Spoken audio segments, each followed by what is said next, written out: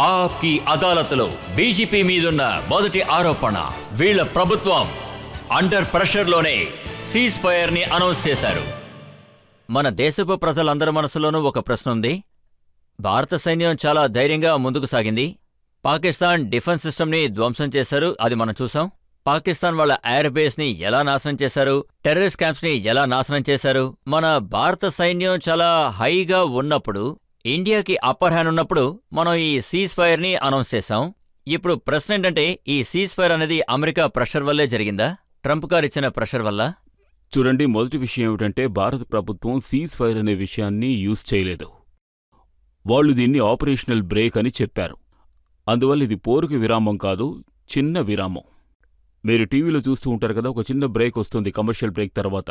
So break తర్వాత ఏం జరుగుతుందనేది, బ్రేకింగ్ తర్వాత ఏం జరుగుతుందనేది, కానీ ఇంకా సినిమా పూర్తవ్వలేదు. రెండో విషయం, ఎవరైతే ఇంకా ప్రారంభించలేదో వాళ్లే ప్రశ్నలు వేస్తున్నారు. 26/11 దాడుల తర్వాత ఆ సమయంలో ఉన్న మేజర్ చీఫ్ పార్లీహోనీ మేజర్ గారు ఏం రాశారంటే, ఇండియన్ ఎయిర్ ఫోర్స్ ఫైట్ చేయడానికి సిద్ధంగా ఉంది అని రాశారు. కానీ మన్మోహన్ ప్రభుత్వం అవకాశమే ఇవ్వలేదు. ఆ రోజు గొంతెత్తని వారు ఈ రోజు గొంతెత్తుతున్నారు. ఫలితం రాకముందే ఎందుకు ఆగిపోయారో అని ఈ రోజు నేను దానికి సమాధానం చెప్తాను. ఇలా చూడండి, ఇప్పుడు జరిగిన ఆపరేషన్ సింధూర్ ప్రపంచంలోనే ఎంతో వింతైనది. ఆ తర్వాత అది భారత్కు సంబంధించిన పూర్తి అభిప్రాయాన్నే మార్చేసింది. ప్రధానమంత్రి నరేంద్ర మోదీ గారు చెప్పారు, 3 క్లియర్ ఆబ్జెక్టివ్స్, అన్ని ఆపరేషన్స్కి క్లియర్ ఆబ్జెక్టివ్స్ ఉంటాయి. మనం ఏం అటెండ్ చేశాం మీరు చూసుకున్నారంటే, 2016లో ఎప్పుడు ఉరీ తర్వాత సర్జికల్ స్ట్రైక్ జరిగిందో, ఆర్మీ వెళ్లి ల్యాండ్ రూట్లో అటాక్ చేసింది దేన్ని, తీవ్రవాదుల క్యాంపుల్ని. 2019లో ఇప్పుడు బాలాకోట జరిగినప్పుడు వాళ్ళు ఆర్మీలోకి రాలేదు, సిద్ధంగా ఉన్నారు, హెచ్చరికతో ఉన్నారు. కానీ ఎయిర్ ఫోర్స్ వెళ్లి అక్కడ అటాక్ చేసింది దేన్ని, లాంచ్ ప్యాడ్ని. అంటే ఓ స్టెప్ ముందుకు వెళ్లి క్యాంప్ నుంచి లాంచ్ ప్యాడ్ వరకు. ఈసారి ఆర్మీ, ఎయిర్ ఫోర్స్ అన్నీ ఉన్నాయి. ఈసారి కూడా నో కాంటాక్ట్ వార్, డైరెక్ట్గా మిసైల్స్ పంపించి వాళ్లకు చెందిన 9 నుంచి 10 స్థావరాల్ని ఒకేసారి అంతం చేశారు. ఇదే ఫస్ట్ టైం. జైషే మొహమ్మద్ తర్వాత లష్కరే తోయిబా వాళ్ల హెడ్ క్వార్టర్స్ని మనం అటాక్ చేశాం. అందులో 100 నుంచి 150 మంది చనిపోయారు. కాబట్టి మీరు అర్థం చేసుకోవచ్చు, స్టెప్ బై స్టెప్ ఇండియా ముందుకు వెళ్తోంది. మనం న్యూ నార్మల్ని నిరూపించుకున్నామని ప్రధానమంత్రి గారు చెప్పారు. ఇది ప్రపంచం యొక్క న్యూక్లియర్ విషయంలోకి వెళ్లి స్వయంగా వాళ్ళింటికే వెళ్లి కొట్టడం ఇదే మొదటిసారి. అంటే న్యూక్లియర్ బ్లఫ్ పూర్తయింది. మూడోది, స్టేట్ నాన్ స్టేట్ యాక్ట్లో ఉండడం. మొహానికి ముసుగుందే ఆ స్క్రీన్తో సహా తొలగించేశారు. ఇద్దరి మధ్య ఎటువంటి తేడాలు లేవని చెప్పేశారు. మన ప్రధానమంత్రి గారు బెకానెర్లో చెప్పారు. ఏం చెప్పారంటే, నరాల్లో రక్తం ప్రవహించడం లేదు, కుంకుమ ప్రవహిస్తోందే. పోతే 7th మే ఏం రోజు, మంగళవారం. సో ఇండియన్ ఆర్మీ దీన్ని సాధించి చూపించింది. ఈ తరుణంలో నేను మీకు కవిత చెప్తాను. कि लाल देह लाली लसे अरुधरी लाल लंगूर और वज्र देह दानव दलन जय जय जय कपिसूर और मंगलवार की रात्र को ऑपरेशन सिंदूर. మీరు చూసుకున్నారంటే, కానీ సుధాంశు గారు, కాంగ్రెస్ నాయకులు ఏమంటున్నారంటే మీరు సుందూర్తో డీల్ పెట్టుకున్నారు అని. అమెరికా వాళ్ల నాన్న అప్పుడే వార్ ఆపింది. మన భారత ఆర్మీ వాళ్ల మనసుల్లో मन में है धैर्य और तन में प्रचंड शौर्य. बन चंद्रगुप्त मौर्य प्रलय मचाएंगे. महाराणा और शिवा की संतति कहाते हम शीश कट जाए भले झुकने न पाएंगे. बार बार छेड़िए न भारत स्वाभिमान को, अन्यथा बाद में बहुत पछताएंगे. सौगंध मां भवानी की उठेगी ललकार जब आपके घरों पे चील कौए मंडराएंगे. ఇంకా చెప్తాను వినండి. ఆ తర్వాత ఏదో మెదిలింది. నేను చెప్పలేదు, ఇంటర్నేషనల్ మీడియాలో వార్త వచ్చింది. అమెరికా దేశపు పడవ మెదిలింది. అక్కడకు న్యూక్లియర్ లీక్ని చెక్ చేయడానికి వెళ్ళింది. భారత ప్రభుత్వం మాకేమీ తెలీదని చెప్పింది. ఒకవేళ అమెరికాకు విషయం తెలిసుండొచ్చు, ఎందుకంటే అమెరికన్ ఆర్మీ అక్కడకు వెళ్ళింది. ఒకవేళ వాళ్ళకి ఇది కూడా తెలిసుండొచ్చు, పాకిస్తాన్ న్యూక్లియర్ వెపన్స్ ఎక్కడెక్కడున్నాయో అన్న విషయం. 9-10 ప్రాంతాలు పేలిపోయి అంతమైన తరువాత వాళ్లు కాల్ చేసుండొచ్చు. ఈ సంఘటన మనం ఎప్పటికీ కాదనలేం. పాకిస్తాన్ వాళ్లతో చెప్పుండొచ్చు, అమెరికా సహాయం కోరండి అని. దానికి వాళ్ళు వాళ్ళని క్షమాపణ అడగండి అని చెప్పుంటారు. ఆ తర్వాత వాళ్ళు మనకు ఫోన్ చేయడానికి ప్రయత్నించారు. సో నేను ఒక్క విషయమే చెప్పదలుచుకున్నాను. ఇప్పుడు మీరు కాస్త జాగ్రత్తగా వినండి. మే 9వ తారీఖున వైస్ ప్రెసిడెంట్ జేడీ మ్యాన్స్ని అడిగారు, అబౌట్ ద ఇండియా-పాకిస్తాన్ కాన్ఫ్లిక్ట్. వాళ్ళ స్టేటస్ నివేదిక ఉంది. This is none of our business. So 24 అవర్స్లో అలా ఏం జరిగింది? అమెరికన్ ప్రెసిడెంట్ నివేదిక ఇచ్చారు. అందులో న్యూక్లియర్ యాంగిల్ కూడా ఉంది. ఇప్పుడు మీరు ఫుల్ టైం నన్ను చూడండి. రాత్రి 2:30 గంటలకి షాబాజ్ షరీఫ్తో చెప్తున్నారు 9-10 రోజు రాత్రి నూర్ఖాన్ ఎయిర్వేస్ డిస్ట్రాయ్ అయ్యింది. వాళ్ళు మార్నింగ్ కాంటాక్ట్ చేయడానికి ప్రయత్నించారు. మే 10 1 గంటకి డైరెక్టర్ జనరల్ మిలిటరీ ఆపరేషన్స్ ఇండియాని అప్రోచ్ చేశారు. ఈ విషయాన్ని పాకిస్తాన్ కూడా డినే చేయలేదు. వాళ్ళ డీజీఎం కూడా మాట్లాడడానికి ప్రయత్నించారు. ఇందులో కానీ గీని అంటూ ఏమీ లేదు. ఇప్పుడు ఇది ఫిక్స్ అయిపోయింది. 3:30 గంటలకి డీజీఎంఓ కలిసి మాట్లాడతారని. 3:35కి ఇద్దరూ మాట్లాడుకున్నారు. చర్చలు ముగిసిపోయిన తరువాత 4:30కి భారత ప్రభుత్వం ఏం చెప్పిందంటే 5 గంటలకి ఎన్ఏ ప్రెస్ కాన్ఫరెన్స్ జరుగుతుంది. ఆలోగా 4:35కి డొనాల్డ్ ట్రంప్ ట్వీట్. ఇప్పుడు నేనేం చెప్తున్నానంటే, ఒకవేళ ట్రంప్ గారి మాటలు వినాలంటే అప్పుడే ఫుల్గా వినుండొచ్చు. ఎందుకంటే ట్రంప్ గారు న్యూక్లియర్ యాంగిల్ కూడా తీసుకొచ్చారు. ఒకవేళ దీనికి అంగీకరించుంటే పెద్ద పెద్ద ఎక్స్పర్ట్స్ అంటే టామ్ కూపర్ లాంటి వాళ్ళు, తర్వాత జాన్ స్పెన్సర్ కూడా ఉన్నారు. వాళ్ళు ధర్వదాతో ఏం చెప్పారంటే న్యూక్లియర్ సైట్ ఉంది, వాళ్ళ entry and exit points damage అయిపోయాయి అని. న్యూక్లియర్ వెపన్ని షాపింగ్ మాల్లో పెట్టినట్టు ఓపెన్లో పెట్టరు.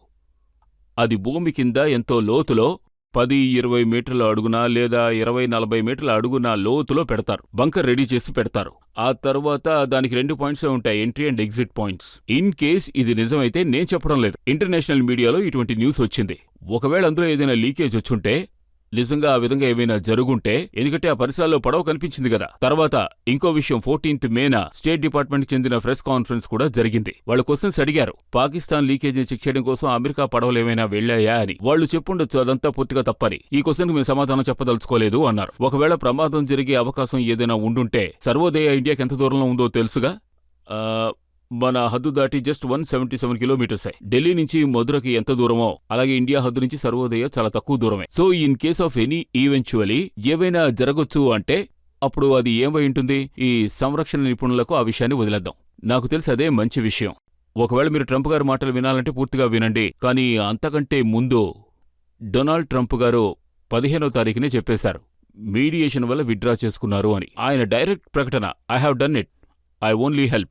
ఇక ట్రంప్ గారి విషయానికి ఇలా చూడండి, ట్రంప్ గారి గురించి కాంగ్రెస్ నాయకులు ఏమన్నారంటే ట్రేడ్ డీల్తో భయపెట్టారు, మోడీ గారు దీనికే భయపడ్డారు అంటున్నారు. కాంగ్రెస్ నాయకులు ఎలాంటివారంటే 1.5 సంవత్సరం క్రితం జరిగిన విషయం. కాంగ్రెస్ ప్రతిపక్ష నాయకులైన రాహుల్ గాంధీ విదేశంలో ఏం చెప్పారు? Why the defenders of democracy, Britain and America, are silent and that they are not interfering in India. అంటే మీరు డైరెక్ట్గా చెప్తున్నారు అమెరికాతోనూ ఇంగ్లాండ్తోనూ ఇక్కడికొచ్చి మీరు ఇంటర్ఫైర్ అవ్వండి అని. వాళ్ళు ఈరోజు ప్రశ్నలు వేస్తున్నారు. కానీ ట్రంప్ గారు 2024లో Donald Trump when he was running for the presidential election Modi గారి గురించి ఏం చెప్పారు?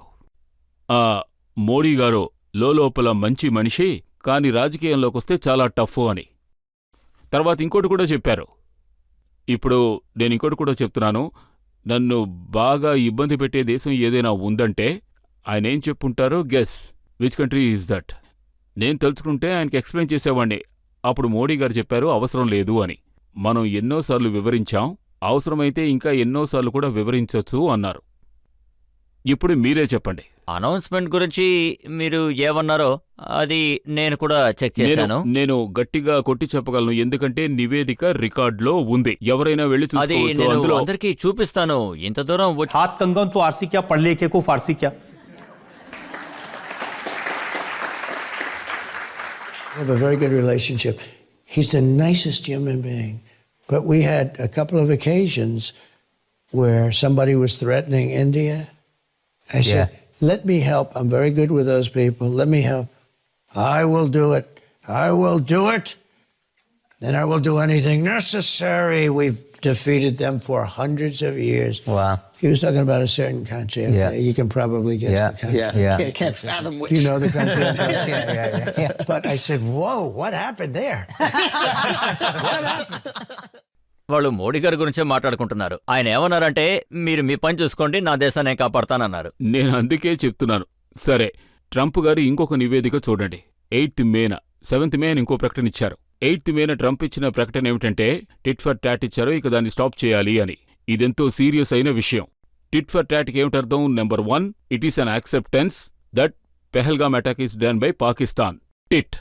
తర్వాత టాట్కి అర్థం ఇండియా దెబ్బతీసింది, మీరు చేయవలసింది చేశారు, ఇక ప్రశాంతంగా ఉండండి. ఈ నివేదిక అంగీకరించండి. లేదు నేను దీన్ని ఒప్పుకోను, అలాగే దాన్ని కూడా నేను ఒప్పుకోను అన్నట్టు ట్రంప్ ఏమన్నారు, 1000 సంవత్సరాలు ఇండియా, తర్వాత ఇండియా పాకిస్తాన్కి మధ్య కాశ్మీర్ పోరాటం జరుగుతోందని. కానీ విషయం ఏమిటి, పాకిస్తాన్ అనేది పుట్టి 50 ఏళ్లే అయ్యింది. ఇదే పాకిస్తాన్ వాళ్ళు చెప్తున్నారు 1000 సంవత్సరాల క్రితం అని. ఈవెన్ కాశ్మీర్లో కూడా ఇస్లాం ప్రారంభం 1339లో షామీర్ కాలంలోనే జరిగింది. అంతకుముందు కాశ్మీర్లో పేరు ఇస్లాం అనేవే లేవు. ఎవరు పాకిస్తాన్కి సపోర్ట్ చేయాలనుకుంటున్నారో 1000 సంవత్సరాల క్రితం ఉంది అని చెప్పారో, ఇది తెలుసుకోవడం కోసమే చెప్తున్నాను. మనం 2025లో ఉన్నాం. 1000 ఏళ్ల క్రితం ఓ విషయం జరిగింది. 1025లో సోమ్నాథ్ అంతమైపోయింది. ఇక బాధాకరమైన విషయం ఇదే, స్వాతంత్ర భారతంలో సోమ్నాథ్ గుడిని మళ్లీ కట్టిన తరువాత ఎంతోమంది దాన్ని వ్యతిరేకిస్తూనే వచ్చారు. మన అప్పటి ప్రధానమంత్రి కూడా. ఆ తర్వాత ఇంకో ఆసక్తికరమైన విషయం ఏంటంటే, పాకిస్తాన్ దాంతో కలుపుకుంటోంది. తర్వాత మహ్మూద్ గజనీయా పనిచేశారు. ఆ తర్వాత మిసైల్ పేరు గజనీ అని పెట్టారు. మీరిది అర్థం చేసుకోండి.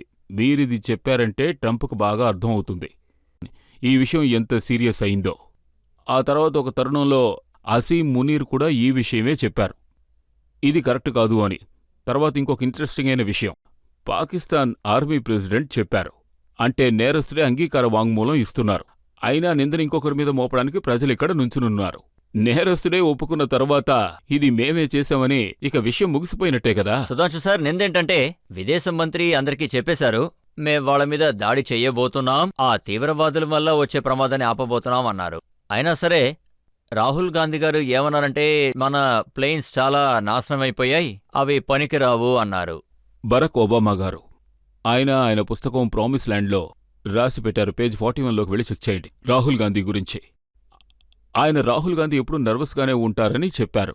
ఆయన ఒక స్టూడెంట్ లాంటి వారు, తన టీచర్ని ఇంప్రెస్ చేయడం కోసం ఎప్పుడూ ప్రయత్నిస్తూనే ఉంటారని చెప్పారు. ఆయనకంతా తెలిసినట్టుగానే నడుచుకుంటారు, కానీ వాస్తవానికి ఆయనకేమీ తెలీదు అని చెప్పారు.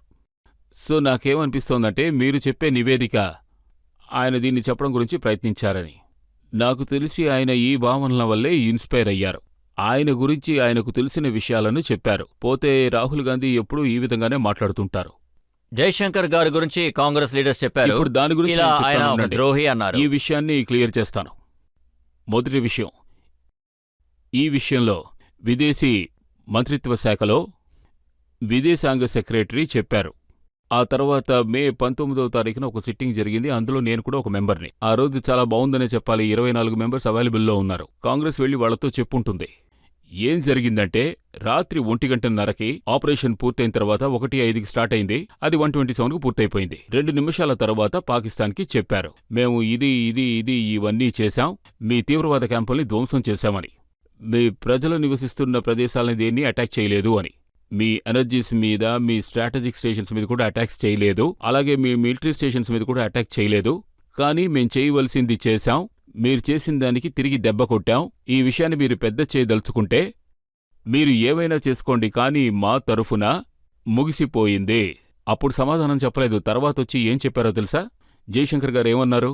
ఈనాటి ఇండియా మోడీ గారి ఆధ్వర్యంలో ఉంది, లోపలికి రాగలుగుతుంది, అంతం చేయగలుగుతుంది, చేశాక చెప్పి చూపిస్తారు, అదే వారు చేశారు అని. మేం దొంగసాటుగా వెళ్లి కొట్టి రాలేదు. మన ఎంపీస్ డెలిగేషన్ జరుగుతూ ఉంది కదా, అది వెళ్లగలుగుతుంది, కొట్టగలుగుతుంది, చెప్పగలుగుతుంది, తర్వాత దాన్ని ప్రపంచానికే చూపిస్తుంది, మేము ఈ పని చేశాము అని. కానీ రాహుల్ గారు మాత్రం చాలా అగ్రెసివ్ గానే మాట్లాడుతున్నారు. ఆయన ఏమన్నారంటే, మోడీ గారి రక్తం కెమెరా ముందు మాత్రమే ఉడికిపోతుంది అని అన్నారు. చూడండి మోదీ గారు, నేను మీతో చెప్పాను, స్టెప్ బై స్టెప్ పనిచేసి చూపించారు. ప్రధాని గారు ఇచ్చిన ఈ స్టేట్మెంట్, ఇంతకు ముందు తీవ్రవాదుల సంఘటనల్లో ఇటువంటి స్టేట్మెంట్ని అమెరికన్ ప్రెసిడెంటే ఇచ్చారు. ఆలోచించండి, 9/11 తర్వాత జార్జ్ బుష్ ఏం చెప్పారంటే, వాడు లోకంలో ఏ మూల ఉన్నా వెతికి కనిపెట్టి చంపేస్తామని. వాడు ఎక్కడ దాక్కున్నా సరే వెతికి కనిపెట్టి వాడిని చంపేస్తామని. చెప్పాలంటే అదే మన గౌరవం. ఇంకో విషయం చెప్తాను వినండి. మోడీ గారు చెప్పారు, బుర్రని చల్లగా ఉంచుకుంటాను, రక్తాన్ని మరిగిస్తాను అని. బుర్ర చల్లగా ఉంటే దాని పర్యవసానం ఎలా ఉంటుందో చూశారుగా. పాకిస్తాన్ ప్రధాని షాబాజ్ షరీఫ్ ఆయనే ఈ విషయం చెప్పారు ఆన్ రికార్డ్. 9-10 అర్ధరాత్రి ఆయన ఏం చెప్పారంటే, జనరల్ ఆసిఫ్ మునీర్ అర్ధరాత్రి లేపి ఏం చెప్పారంటే, బజ్రే ఆసం గారు, ఇండియా మన బేసెస్ ఎన్నిటినో అటాక్ చేశారు, తర్వాత నూర్ఖాన్ ఎయిర్ బేస్ మీద కూడా మిసైల్ వేశారు అని. అంటే ఇది బుర్ర చల్లగా ఉండి వేడిగా ఉండే రక్తంతో చేసిన పని. మన ప్రధాని మోడీ గారు ఏ స్ట్రాటజీతో ఇలాంటి విషయాన్ని చేశారో, చైనా మిసైల్ని తయారు చేసే కంపెనీ ఉంది కదా, PL-15, అక్కడికి వెళ్ళి చెక్ చేయండి. దాని పేరు అవిక్స్, ఏవియేషన్ కార్పొరేషన్ ఆఫ్ చైనాలో ఉన్న చెంగ్డు. దాని షేర్స్ 9% పడిపోయాయి. ఇప్పుడు అడగండి, ఆయన ఫ్లైట్ ఉంది కదా, అదే ప్లేన్ J-17, దాన్ని తయారు చేస్తున్న వాళ్ళ షేర్స్ 12%. తర్వాత పాకిస్తాన్లో షేర్స్ 7-8% పడిపోయాయి. అది మాత్రమే కాదు, ఇక చైనాలో అన్ని గవర్నమెంట్ కంట్రోలే. వాళ్ళు వాళ్ళ షేర్స్ని హైప్ చేసుకోవడం కోసం ఏదో ప్రయత్నించారు, కానీ సాధ్యం కాలేదు. వాళ్ళ డిఫెన్స్ షేర్స్ 6% పడిపోయాయి. సో మీరు ఒకటి అర్థం చేసుకోండి, ఎంత సీరియస్గా ఈ పనిని చేసి తీరాలో, ఆ తర్వాత దేశాన్ని ఎక్కడకు తీసుకువెళ్లి పని చేయించాలో అలాంటి విషయాల్ని ప్రధానమంత్రి మోడీ గారు సవ్యంగా జరిపించారు. ప్రజలు ఇలా కూడా మాట్లాడుకుంటున్నారు, ఇప్పటి వరకు మన భారతదేశంలో ఎన్ని మిసైల్స్ అయితే తయారు చేశామో ఇవన్నీ వాటికి నేను దానికి టెస్టేనని ఇంకొక అన్నారు. ఉదాహరణ చెప్తాను. ఎంత కఠినంగా పనిచేశారో మీరు చూసే ఉంటారు. అక్కడొక ఆయనున్నారు, ఆయన పేరు ఆఫీస్ సైఫుల్లా. 2006లో టెర్రరిస్ట్ క్యాంప్లో, CRPF క్యాంప్ మీద టెర్రరిస్టులు అటాక్ చేశారు. ఆ తర్వాత అక్కడ జరిగిన ఎన్నో అటాక్స్లో ఆయన పేరు కూడా వినిపించింది. RSS హెడ్ క్వార్టర్స్ మీద కూడా జరిపారు. ఎవరో తెలియని వాళ్ళు ఆయన చంపేశారు. ఇప్పుడు విషయం ఏంటంటే, అక్కడున్న ప్రభుత్వపు ఆధిక్యత ఎదగడానికి బదులు నేలమట్టమవుతోంది. సో ఈ విధంగా జరుగుతోంది. ఇప్పుడు మన అయితే ప్లేస్లో అది ఎవరో, అలాగే మీ పార్టీలో లేదు, ఎవరనేది వాళ్ళెవరో మాకు తెలీదు. ఎవరో మాకు తెలీదు. సో ఎలా మేము చెప్పగలం వాళ్ళెవరో? మీలో ఎవరైనా ఒకరు ఉత్తరప్రదేశ్, మధ్యప్రదేశ్లో ఉండేవారైతే బుందేల్ఖండ్లో ఒక వ్యక్తిగా పాడతారు. హాలావుదాలని మీరు వినే ఉంటారు. ఆలాంలో ఒక లైన్ ఉంది, कि बड़े लड़ैया मुहबे वाले जय की मार सही ना जाए और एक का मारे दुई मर जावे तीसर खौफ खाए मर जाए. తర్వాత చూసుకోండి, ఒక ఆపరేషన్ జరగగానే జైష్-ఇ మొహమ్మద్, లష్కర్-ఎ-తోయిబా మొత్తం ఫినిష్. ఇక వాళ్ళు ఎలా చచ్చారో మాకెలా తెలుస్తుంది? నేను బ్రహ్మోస్ గురించి ఒక కామెంట్ చూశాను. వాళ్ళు పాకిస్తాన్ వాళ్ళు మోడీ గారిని అడిగారట, మాకు ఒక బ్రహ్మోస్ ఇవ్వండి, అది ఎంత అవుతుందని అడిగారు. దానికి మోడీ గారు మీ అడ్రస్ ఇవ్వండి, ఫ్రీగా పంపిస్తాను. కాదు కాదు కాదు, మీకు తెలుసుంటుంది. జైష్-ఇ మొహమ్మద్కి చెందిన హెడ్ క్వార్టర్స్, దాని పేరు సుబానల్లా. మోడీ గారు బ్రహ్మోస్ని ఎలా పంపించారంటే, ఒకప్పుడు అక్కడే ఉండి తీవ్రవాదులు దాడి జరుపుతూ ఉండేవారు. ఢిల్లీ, ముంబై, చండీగఢ్, గువాహటి, చెన్నై, లక్నౌ, వైజాబాద్, వారణాసి, జైపూర్, సూరత్, నాగ్పూర్. తీవ్రవాదులు దాడి జరపని ప్రదేశం ఏముందో చెప్పండి. తీవ్రవాదుల దాడి జరుగుతుంది, తర్వాత మర్కజ్ కూర్చుని సుబానల్లా, సుబానల్లా అంటూ ఉంటారు. ఈ రోజు మోడీ గారు కొట్టిన దెబ్బ ఎలా ఉందంటే, వాళ్ళక్కడ కూర్చుని ఏ అల్లా అనుకుంటూ ఉన్నారు. ప్రజల నుంచి ఎవరైనా అడగచ్చు. పెహల్గాం దాడి తర్వాత ఇండియన్ ప్రభుత్వం POKలో తీవ్రంగా దాడి చేశారు. అప్పుడు రాహుల్ గాంధీ ఏం చెప్పారంటే, ఇండియన్ ప్రభుత్వానికి నేను ఫుల్ సపోర్ట్ చేస్తానని. అయితే రాహుల్ గాంధీ ప్లేట్ మార్చే విధంగా అసలు ఏం జరిగింది? చూడండి, నాకేమనిపిస్తోందంటే దీనికి సమాధానం కాంగ్రెస్ పార్టీ, రాహుల్ గాంధీ వీళ్లలో ఎవరైనా ఇవ్వగలరు. కానీ ఈ ప్లేటు మార్చే విషయం కాంగ్రెస్ పార్టీకి సహజంగానే ఉంది. ఆయన ఉన్న పరిపాలనా కాలంలోనే ఫుల్ సపోర్ట్ చేయవలసిన అవసరం లేదు. ఆర్మీ ఏం చేస్తుందో చూసి ప్రశాంతంగా ఉంటేనే సరిపోతుంది. బరాక్ ఒబామా ఆయన పుస్తకం ప్రామిస్ ల్యాండ్లో రాశారు. 2010లో మన్మోహన్ సింగ్ గారు చెప్పిన విషయాన్ని బేస్ చేసుకుని 2008లో ఇండియన్ ఆర్మీ యాక్షన్ తీసుకోవడానికి సిద్ధంగా ఉంది. కానీ కాంగ్రెస్ ప్రభుత్వం దీనివల్ల బీజేపీకి లాభం కలుగుతుందని దాన్ని అవాయిడ్ చేసింది. ఇక రాహుల్ గాంధీ ఎలాంటివారంటే, ఆయన 15 జూలై 2012లో తీవ్రవాదాన్ని పూర్తిగా అంతం చేయలేమని చెప్పారు. It is impossible to stop the terrorism at all the times. కానీ మీరు చూడండి, మోడీ గారి ప్రభుత్వం వచ్చిన తర్వాత ఇండియాలో ఎక్కడెక్కడ తీవ్రవాదం జరిగిందో, కాశ్మీర్లోని 4 జిల్లాల్లో దాన్ని అడ్డుకోవడంలో ఆయన విజయం సాధించారు. అందుకే నేను చెప్తున్నాను, ప్రధానమంత్రి మోడీ గారు చెప్పారు, కాంగ్రెస్ పార్టీని వ్యతిరేకించకు, ఒకవేళ సపోర్ట్ చేయాలనుకుంటే పూర్తిగా సపోర్ట్ చేయి. मेरी हिम्मत को सराहो, मेरे हमराही बनो, मैंने एक शम्मा जलाई है हवाओं के खिलाफ.